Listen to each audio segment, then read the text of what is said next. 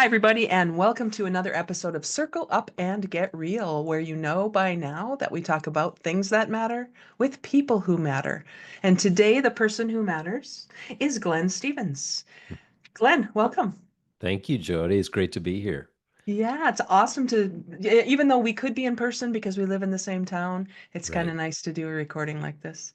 So let me tell you a little bit about Glen, everybody. Glen Stevens is a former pastor turned entrepreneur in 2019. He continues to help people, but with a new calling. He helps people rewire their brains for a more positive and enjoyable approach to work and life. Think personal trainer for your brain. Mhm. So that's a kind of a mouthful, Glenn. That's a lot that you're doing, but I think probably being a pastor and being an entrepreneur are not that far removed from each other. That's true. There's certain types of pastors really, I think, fit well in the entrepreneurial space. The Mhm. ones who, like I, this weekend I'll be going to Albert Lee, Minnesota, where I was the first pastor of a church. Some people call this being a church planter, Yeah. and that's really being an entrepreneur in the church space. Mm. And Yeah. so you're doing all of the firsts. What's our mission statement? What are our values? What's our strategic plan, so to speak? How do we serve people well? All of and then all the firsts. Your first instead of your first product or your first marketing campaign or your first, like, you're doing the first worship service, you're doing the first baptism, first child dedication, first funeral, first wedding, first everything. So there is a lot of carryover, and I'm wired up. I like that space. I like now. Some pastors want to get to an established place and you know take what's there and make it better. But for me, I really like starting new things and being creative, and that part of entrepreneurship is really enjoyable for me. To the details of this mental fitness, you're known as the mental fitness guy. But before we get there, so how did you come to realize that you wanted to be a pastor, first of all? Like, where did you grow up? What was your Yeah, early life like? yeah. I grew up in well, just outside of Burlington, North Dakota.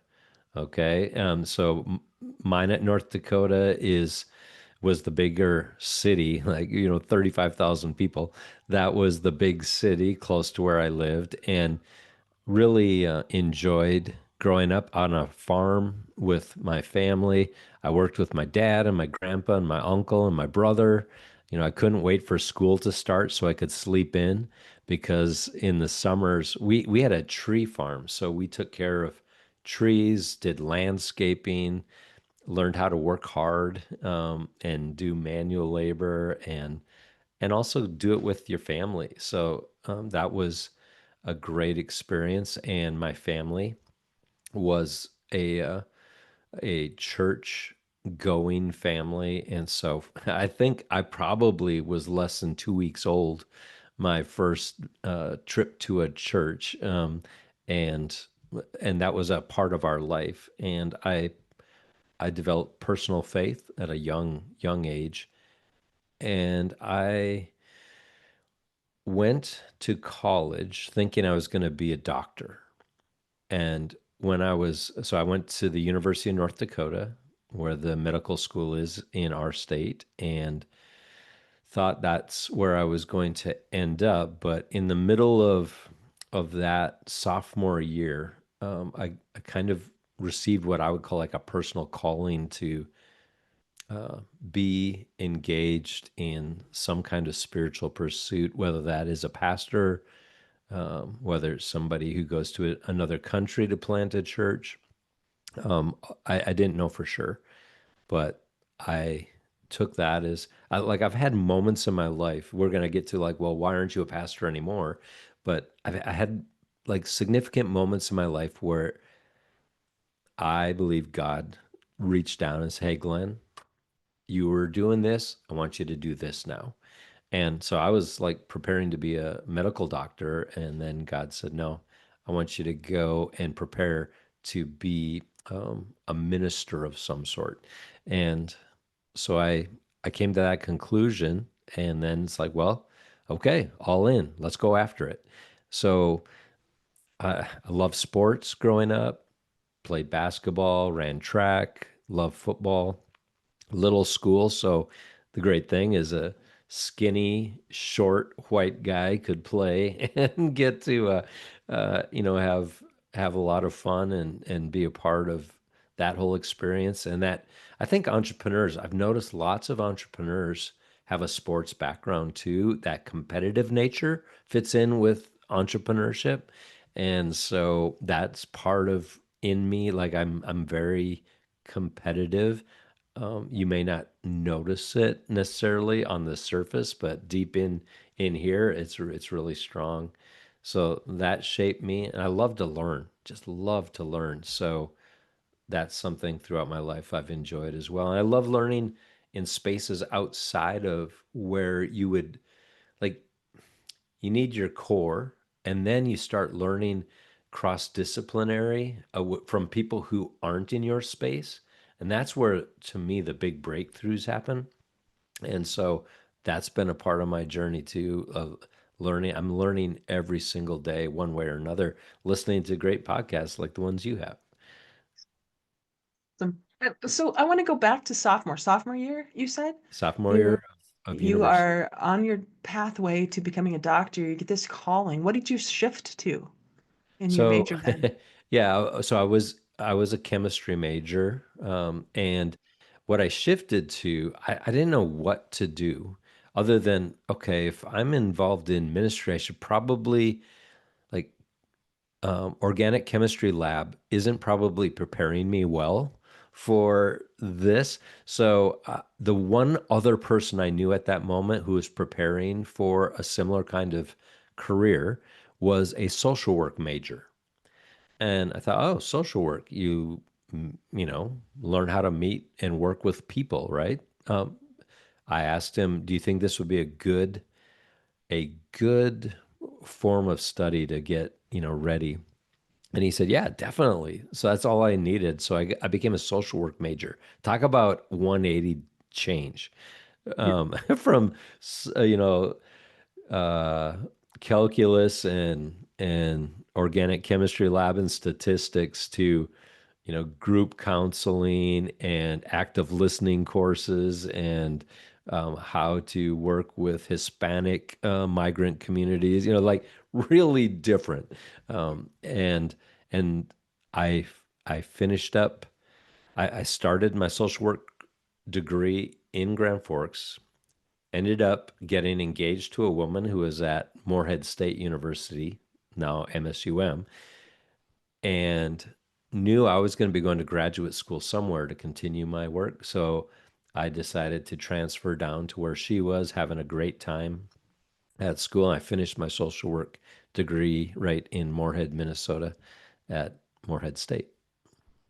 Well, that's a good school for that, isn't it? Yeah, They really have good a good school for that. program. Yeah. So is UND. Yeah. So that, yes, let's not disparage any of our local universities. But They're all but good. both of those have really good social work. Do They're they? they're Okay. kind of known for their social work programs. Yeah. Awesome. Awesome. I went to Concordia, so I can't Okay. say much about the public schools. But I think when you described what you were learning in your social work degree and you said active listening skills, I mean, wouldn't everybody benefit from a course like that these days? Absolutely. Everybody and entrepreneurs, like the fast going, like if they would learn how to slow down a little bit and listen, Mm. I mean, the number one thing in business, listen to your customers and then listen to your employees or partners or teammates and do it in a way where they feel heard, where they feel like their voice matters, where you are able to have healthy conflict when you disagree on things and make it not personal, but make it about the issue and make it solution oriented. Like, how do we get to the bottom of this where we can find common ground so we can move forward together? Like, every single human being could use more of that. In my mind now about again, you got a master's degree in social work. Is that what happened? So I got a bachelor's in social work, and then I went to Deerfield Illinois, where Trinity International University is there, and I did seminary work. And so that's where I prepared I for what my next phase was going to be. So I got a master's of divinity, it was called, studied theology, um, New Testament, Old Testament, and those kinds of courses. And that, so my master's was through that school. So you were a pastor, and that was what you did for most of your career. Yeah, yeah, for 20, well, actually, I did an apprenticeship in Fargo. After my seminary coursework was done, I came and did a 2-year apprenticeship. And there weren't many people who did that in my circles back then. I was like a guinea pig and that fits with that entrepreneur thing, right?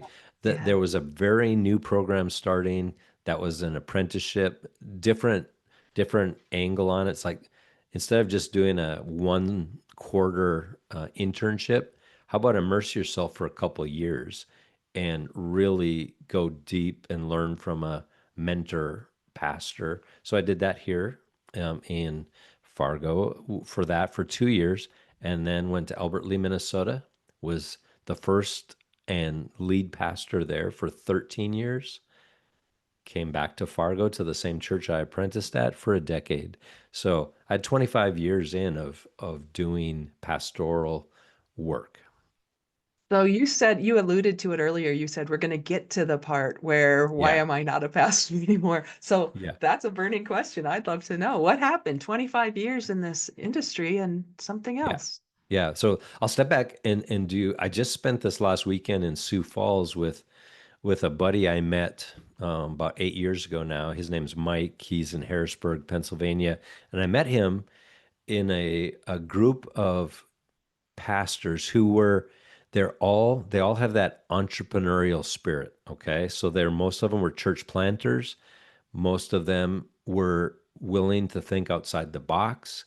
Most of them saw like, okay, there's a whole, like, there are whole groups of people who aren't being served well by the way most churches do church.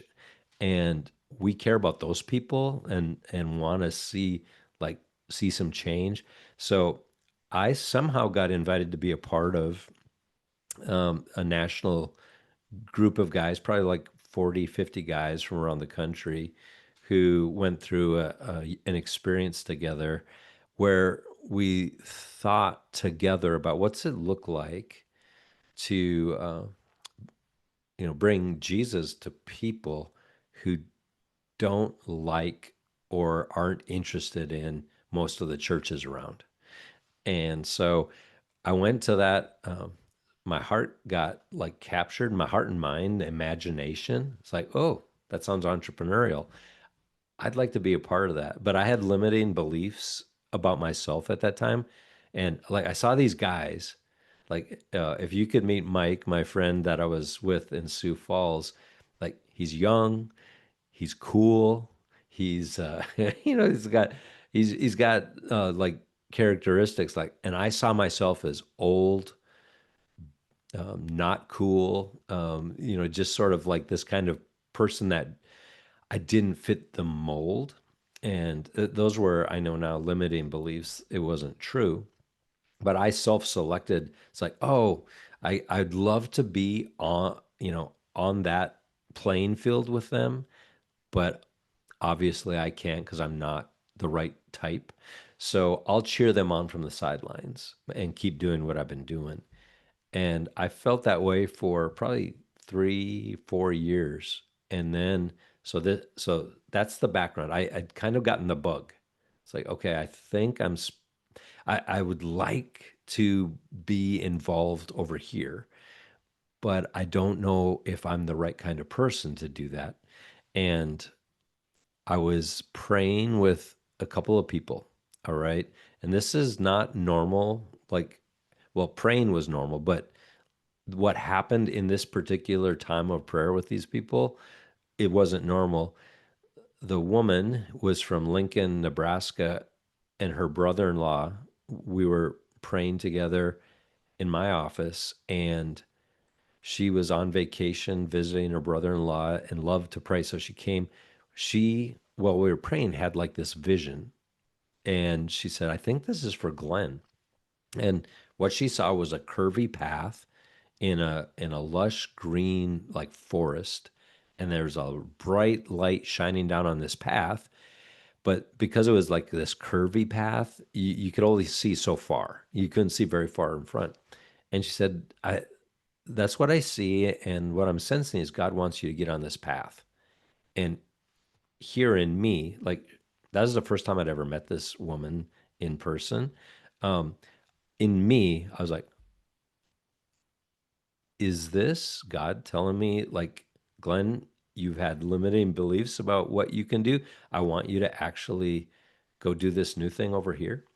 And I asked her if she saw anything else. And after a half an hour of like me writing down notes in my Moleskine and her saying, well, now I see this, I came to the conclusion that God indeed was telling me I had an opportunity, I had an invitation to leave the highway and go on this curvy path.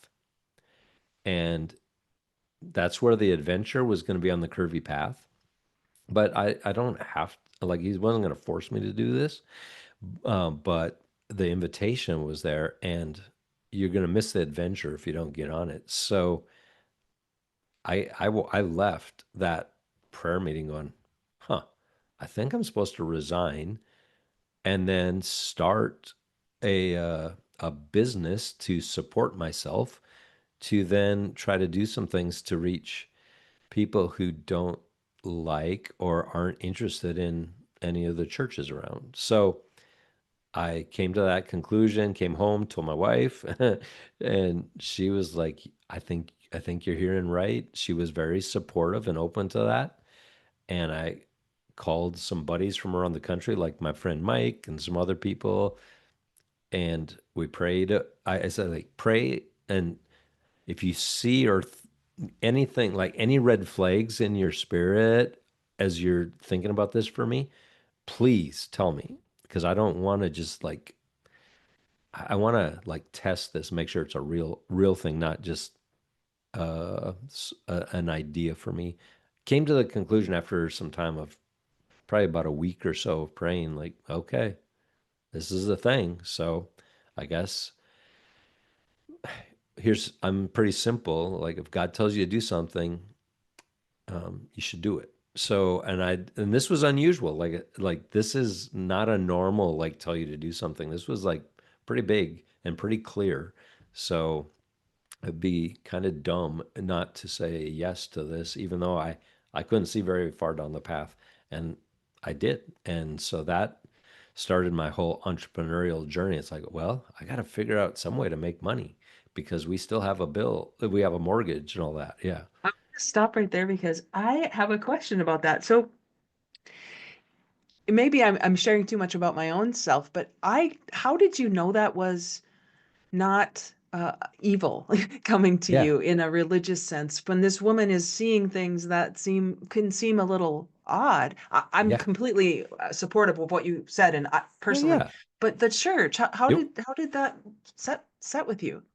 Yeah. That um, earlier in my life, after my social work degree, I worked in the Twin Cities for 2 years at a runaway shelter in uptown Minneapolis, not downtown. If you know Minneapolis, there's uptown, right off Hennepin Avenue and Lake of the Isles. Like, I worked between Hennepin Avenue and Lake of the Isles in a runaway shelter for runaway youth. And at the end of, about a year and a half, I was sick. I think I didn't realize about it, like, I kind of burnt out, and I was sick. I couldn't get better. I was had to take a day off work yet again. I was like trying to recover and get over like this cold kind of thing. And I remember at that time, I was praying, like, God, what am I supposed to do? And I saw a picture of the family farm I grew up on, and it was like I had this experience of God wanted me to go home and rest up and work my muscles before I was going to go to seminary and work my brain and spirit. So I took that experience, had a similar, like, but much smaller experience there. And it was exactly what I needed. So I'd had a previous experience like that, like 20 years earlier, maybe 25 years earlier, that I could go back to and go, okay, this happens every quarter century for me. um, and so, and that's why I reached out to my friends to make sure I wanted them to like check me and go, like, Glenn, I think you're just trying to get out of something, or I think this is actually from a bad place, or from, if in a spiritual realm, an evil place, and you're being distracted from what you're supposed to do. But that didn't happen. But I opened myself up to the counsel of other people to speak into me, and to I asked for pushback. If they had any pushback and it just didn't feel right to them, I wanted it not to just be me and my wife. I wanted to get others' voices to affirm it. So that was one thing I did to try to make sure it was coming from a good place. And then I wasn't being asked to do something negative in the world or causing damage to anyone. It actually would be something that would, I think, bring hope and light and good to an underserved group of people in the world. And so from what I know of God and how he's revealed himself, that fit. So whereas if it were a selfish motivation, like, it really wasn't about me, it was about these people that I was getting invited to go try to make a difference for. But if it had been selfish, I think I would have had to pause. And if it had caused damage to anyone, like my if Jill, that's my wife, of 30, let's see, 37 years this July 1st, if this would have caused damage to her, then I think it would have not been the right thing to do for me. But it wasn't going to cause damage to anybody, unless, except for maybe my bank account. Thing I'd like to talk about at some point too, because you don't get into being a pastor or a social worker to make money. I mean, Correct. right? You're not a teacher for that reason, I don't think. That's right. And so some of those helping professions, for some reason, have not been rewarded financially in the That's world we live in, Yeah. which I think we can both agree is not right. Yeah. It's right. It, for whatever reason, the market doesn't value that contribution economically the same way it values starting a tech company, or, or what, you can make a lot more money in business usually than you can but if you, like, the world I left was a lot more stable. I mean, every single year I've been doing my entrepreneurial business so far, I would have made more money if I'd stayed, like take home pay money, if I'd stayed doing what I had been doing. So, yeah, in a sense, I signed up for a pay cut. I guess I didn't even there, but who knows what the next 5 years in business, like the next 5 years, can make up all of that. I don't know. Exactly. This is so good. I'm sensing that you have, and maybe have always had, a really good sense of intuition. Hmm. And intuition to me, through the work I've done with Think and Grow Rich as one of many, Yeah. is a connection to infinite intelligence. That's what Napoleon Hill calls it. And I call Okay. infinite intelligence God, right? So Hmm. your intuition is your direct connection to God, basically. Hmm. And so when you hear that and you listen to that, I suppose it would be what the Bible would call a calling. And Sure. in that space, I remember being in college one time and feeling like I landed like you did, actually not in college, after college. I landed in a space after my corporate life when I started my own business too. And I remember Hmm. having a conversation at a basketball game with a pastor from my college days. And he Hmm. said, "How are you?" And I said, things are just going so well for me in that I feel like I hate to say it to you, Pastor, but I feel like it's a calling." And he said, "Jody, Yeah, what makes you think that only pastors get callings?" exactly. And I went, huh, that never occurred to me. Yeah, yeah. There is, and I think I I feel like that's people sense like, oh, the the the sector of church, they have these things over here, and that's where God is kind of active. But these other sectors are separate from that, and I just don't see it that way. And our world would probably, in my opinion, would be in a better place if everybody, like, you can have a vocational calling, and it could be as in line with what God's will is, if you want to put it that way, for your life to be an entrepreneur in business or to be a scientist discovering new things, or to be a cybersecurity nerd, or to be a teacher, or to be a pastor. It's just one of many callings. And you could be a street sweeper, and that's your calling. Obviously, we don't have street sweepers anymore, but Martin Luther King Jr. once said, like, if you are a street sweeper, then sweep those streets as if you were Michelangelo painting the Sistine Chapel. Do it with all your heart because this is what God's called you to do. This is so good. So we could talk forever about just that little piece right there. I want to get to how you discovered what the next place was, because you Yeah. got this call of the path lit up, but you couldn't see the whole path, but Yes. you recognized that there was something different. And Mhm. so tell me about that process of leaving the church, and then where did you go? Yeah. So I'm living in the same house that I was living in then. So I didn't leave Fargo Moorhead. And I will be leaving this house. We just sold it 2 weeks ago. Oh, And wow. again, we have no clue where we're moving to yet. We put it on the market, and in 30 hours it was sold.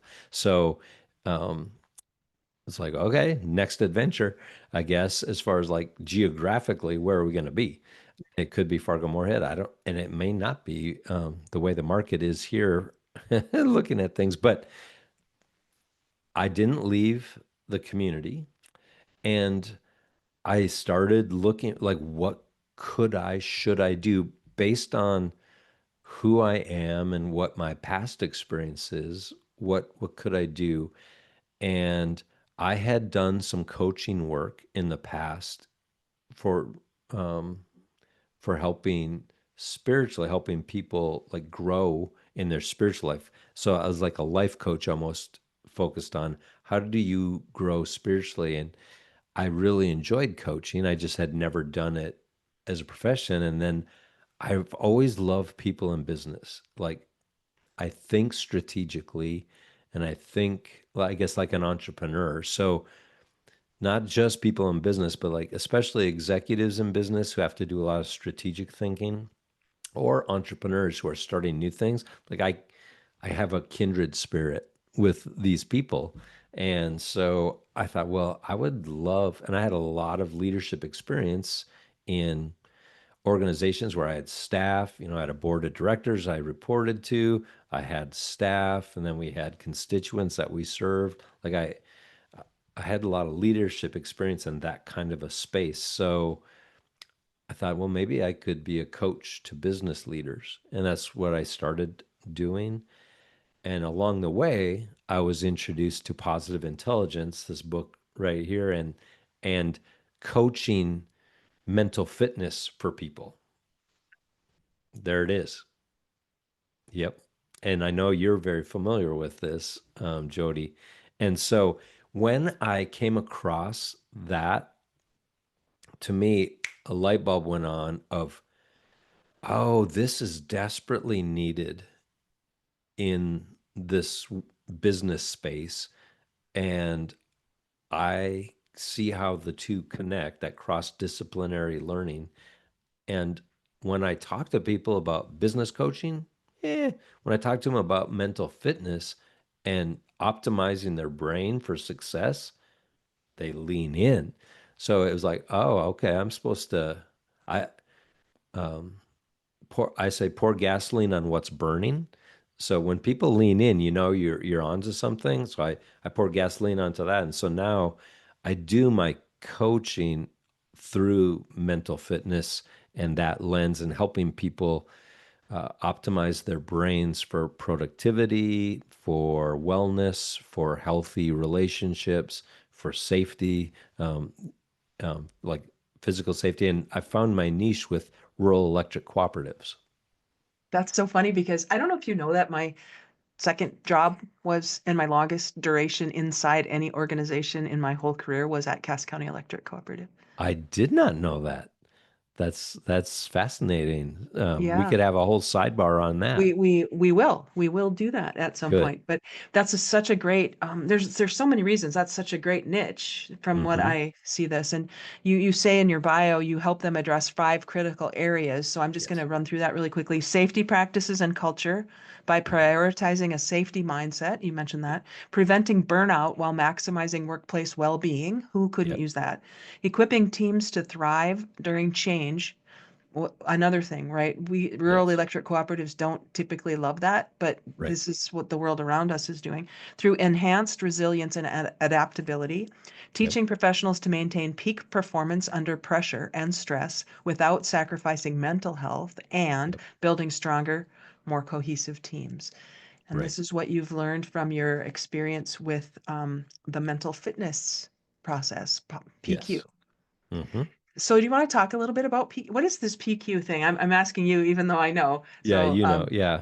tell So us about that process and what you've learned. yeah. So mental fitness, or PQ, is a term that Jody used because she's very familiar with the positive intelligence. So if you think of EQ is emotional intelligence, PQ is like mental fitness intelligence. It's um, optimizing your brain for peak performance, wellness, and healthy relationships. And so we tend to overemphasize the analytical side of our brain, and entrepreneurs, especially like people, CEOs, um, scientists, things like that. The analytical brain is amazing. Numbers are important. Like, this is all very important, but that's all kind of like in one part of the brain. And it's also a part of the brain where you can get stuck in over analysis, or some of the fight flight kind of responses to change or challenge. And mental fitness is responding to challenges with a positive mindset rather than a negative mindset. And when you respond with a positive mindset, you're excited, you see opportunities, you are learning, you're growing. When you look at things with a negative mindset, you're getting frustrated, you're angry, you blame yourself or other people or the economy, or the political scene, like, and you sabotage your own success. So, uh, in mental fitness, it's based on neuroscience, cognitive behavioral psychology, positive psychology, and performance science, taking the best from those four disciplines, synthesizing it together based on factor analysis research. And if you haven't heard of factor analysis research, that's research that gets to the core causal factors of something. So if you want to think like color, there are three uh, factors. There's yellow, blue, and red. And with those three colors, if you have just those three, by mixing them up, you can paint anything you want with any color you want to make. Well, there's three mental muscles, core muscles. One helps us stop self sabotaging. We call that the saboteur interceptor. And there are only 10 ways human beings sabotage themselves. So figure out, how do you usually sabotage your own success, and stop it.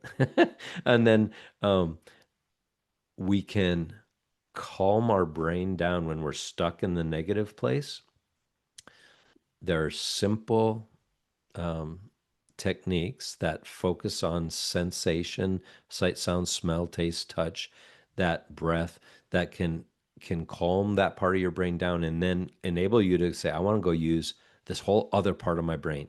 And this is the part of the brain where intuition is. This is the part of the brain where creativity is. This is the part of the brain where curiosity is. This is the part of the brain where empathy and love is. This is the part of the brain that thinks big picture, core values, mission, purpose. And this is the part of the brain that you're able to take calm, clear, focused action in the moment. It's fearless. So, like, what I love is it combines like empathy with fearless ability to take the right action in the right moment sets you up for so much good. Um, you can either one of those can get taken too far and now you're in trouble. But when you combine them, man, you've got a lot of things cooking now. I love hearing you explain it because it's fun to know that there are people in the world doing the kind of work that I think will bring us closer together as a Hmm. society Hmm. than what the loudest voices are trying to do right now, which is pick a camp and then Yes. separate. Yeah. And so this work, this PQ work, as you can tell from what Glenn just said, has a lot of possibilities built into it. And it starts with knowing yourself as a leader, it sounds like, Yeah. the way you've Yeah. described it. That would be Can you good. talk? Yeah, can you talk a little bit about the assessment tool? Yeah. So there's two assessment tools, and if people want the Positive Intelligence is a company in San Francisco, founded by Shirzad Chamine. So he's the researcher and the founder and the CEO of this company. I've never met him, but I've been certified and trained to coach in this, not just on a one-to-one level, but with like small group and business level as well.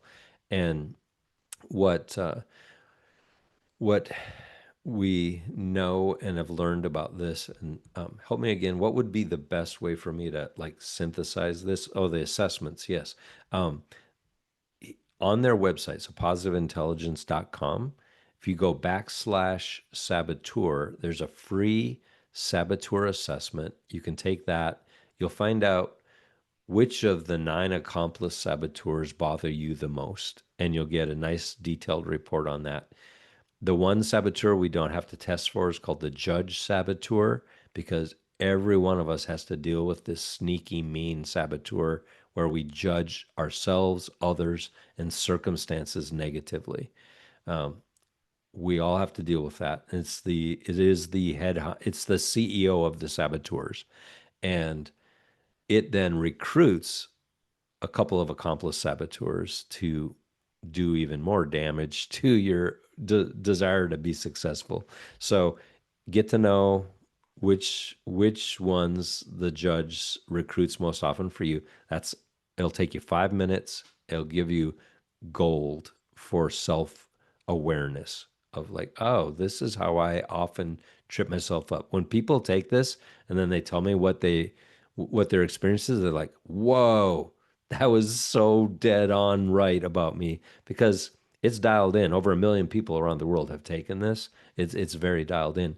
There's also a PQ assessment that will tell you how much of your time do you spend in the part of your brain where you are connected to intuition, curiosity, creativity, um, and then how much of the time do you spend in the part of your brain where you're either too focused on analysis or you're in those negative spaces where you're getting negative frustration. And you want to shoot for about 75% of your time in the part of your brain that you want both access to both parts, but there is an assessment tool after in the same area. If you find the saboteur assessment, you'll be able to find the PQ ratio assessment, and you can take that as well. Both are helpful. Doing something with it is why people need you, Glenn, right? Yeah, Yeah. Yeah. Well, once you know, then it's like, well, what am I supposed to do with this information? And so what I help people do, I say, I'll help you install the mental fitness operating system for your brain because I like using mental fitness instead of positive intelligence. The same way, the two synonyms of talking about this, but I talk about mental fitness because it is so similar to physical fitness. To get physically fit, you don't do a 2 hour seminar on physical fitness. You join a gym or don't join a gym, but you learn how to exercise your muscles consistently over time. And in a couple of months, you're able to do things you weren't able to do before. The same way with um, getting our brain rewired. So when you're strengthening your mental muscles, that's just a metaphor for rewiring your brain using the power of neuroplasticity to create more neural pathways to the part of your brain that help you do your best work most of the time and learning how to stop going down the neural pathways that lead to self-sabotage. And that also takes about 6 to 8 weeks. So in 6 to 8 weeks of working together, you'll get an app that gives you daily workouts that you can work on, and learning one step at a time. So it's a very much a 1% better every day approach to life. Speak to that. And Glenn, I did this before I knew you did this. So I can speak to what you're talking about, though. I did it with my coach, Jennifer, and Hmm. the same thing. You're right on. Knowing it is one thing, but then I love the app because the little things you can do, the little Yes. tactile things you can do that remind you what you're really up to, have you get out of that rut of, well, this is Yeah. just the way it is for me.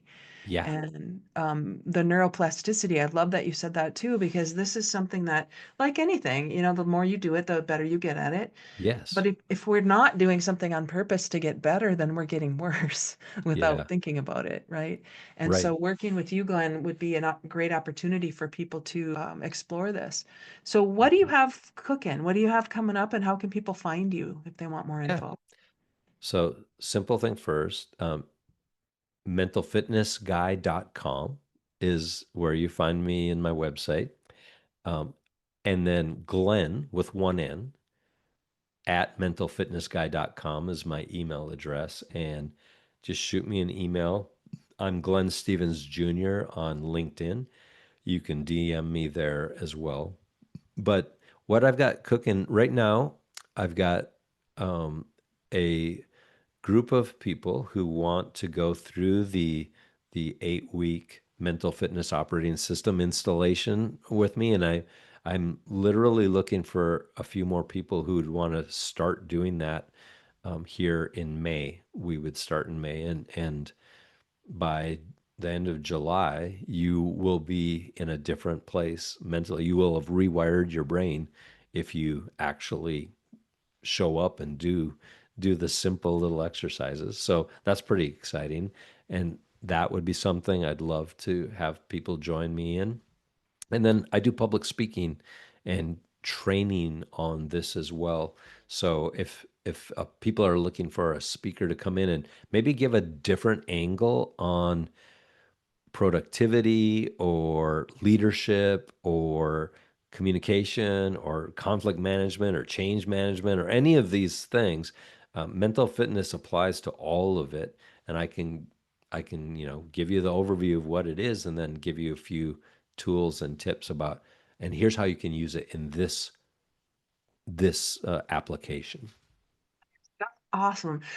Why would anybody not want to do this? People who are listening, if you've Yeah. heard anything today that feels like something, maybe you're feeling a calling, maybe you're feeling a pull towards something in your own organization.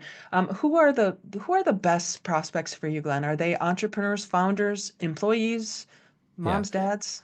The best prospects for me, like I work with, rural electric cooperatives. So if you got any rural electric cooperative leaders listening to this, that would be one area. And then people who really love working with me are ambitious leaders who love to be thinking entrepreneurially. They want to make an impact in the world, and they know that investing in themselves is the best way to grow themselves. And they're usually younger, like, late 20s, early 30s. I found they are really committed to growth and personal development, and then so they can lead really well.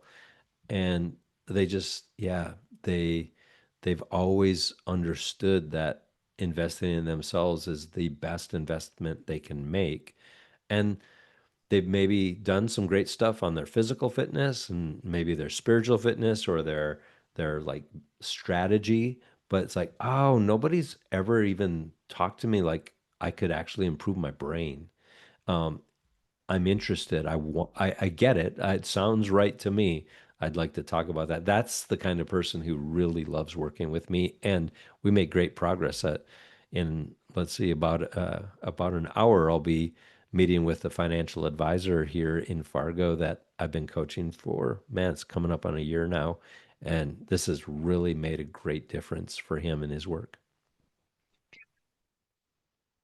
Please reach out to Glenn because this is maybe in some cases maybe the only thing holding you back from really living the life you totally dream about instead of Mhm. just kind of going through the motions. Yeah. So Glenn, this has been a pleasure. Thank you so much for being with me on Circle Up and Get Real. Yeah, Jody, this has been awesome. Thanks for the work you do and for asking such great questions and listening really well. We talked about active listening. You Yeah. did a great job of it. Yeah. So thank you for modeling that for people as you had this conversation with me and the others you talked to. And yeah, let's go make the world a better place.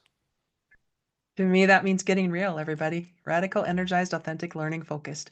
Find a way to do that. Pick one of those. Maybe it's learning focused this week, and you say to yourself, Glenn just said some things that really are compelling me, not pushing, not forcing, Right. but compelling me to take different action. Reach out to Glenn. I'll make sure all the contact information is in the show notes. And thank you. Thanks, everybody. And thanks, Glenn. Yeah. Thank you. Take care, everyone.